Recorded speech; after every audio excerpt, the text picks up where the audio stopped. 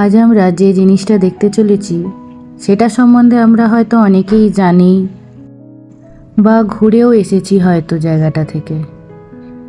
কিন্তু আমার প্রশ্ন হচ্ছে, এই যে ব্যাপারটা করা হয়েছে এটার পেছনে কারণটা কি?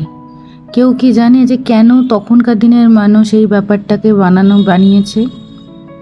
তো চলো আজকে আমার এই ভিডিওটাতে আমরা জানি। So hello everyone, welcome back to my daily blog.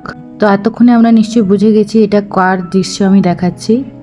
Yes, তোমরা রাইট, এটা ইলোরা কেভের কৈলাস টেম্পল, যেটাকে অনেকেই বলে থাকে এলিয়েন মেড। তো কেন বলে থাকে এটাকে এলিয়েন মেড, বা তখনকার দিনের মানুষ এই ব্যাপারটাকে এইরকম করেই কেন বানিয়েছে? সবার প্রথমে আসি, এটা হচ্ছে একটা কেভ, যেটা ম্যান মেড কেভ। 3.5 কিলোমিটারের লম্বা একটাই পাথরকে কেটে কেটে 34খানা কেভ বানানো হয়েছে, যার মধ্যে 17টা হিন্দু কেভ, 12টা বুদ্ধিস্ট কেভ এবং 5টা জৈন কেভ। রাষ্ট্রকূট রাজ্যের আমলে এই কেভটা বানানো শুরু হয়।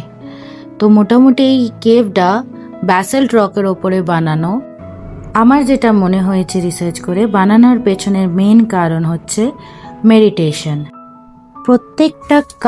প্রত্যেকটা পিলারের স্পেসিং, মানে একটা পিলার থেকে আর একটা পিলারের কতটা স্পেস হবে, এটা পুরোটাই ডিপেন্ড করছে একটা হার্টজের ওপরে।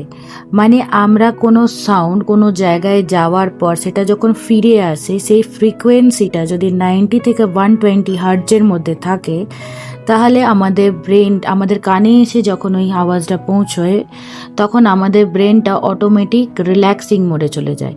মানে আমাদের লেফট পার্ট অফ ব্রেন চলে যায় রিল্যাক্সিং মোডে, যেটার কাজ ছিল অলওয়েজ রাগ, স্ট্রেস, টেনশন রিলিজ করা, যেটাকে কি করে ওই ফ্রিকোয়েন্সি গিয়ে পুরো কামিং পজিশনে নিয়ে যায় এবং অ্যাক্টিভেট করে আমাদের রাইট পার্ট অফ ব্রেন, যেটা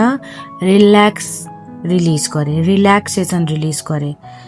তো বেসিক্যালি এই মন্দিরটা বা এই কেভগুলো বানানো হয়েছে মেডিটেশন পারপাস। অ্যান্ড আমরা এটা তো জানি যে কৈলাস টেম্পলটা শিবাকে ডেডিকেটেড, এবং আমরা অলওয়েজ জানি যে শিবজি আমাদের মেডিটেশন মোডেতেই সবসময় থাকেন। তো ওখান থেকেও ব্যাপারটা খানিকটা ইন্টারকানেক্টেড করা যাচ্ছে।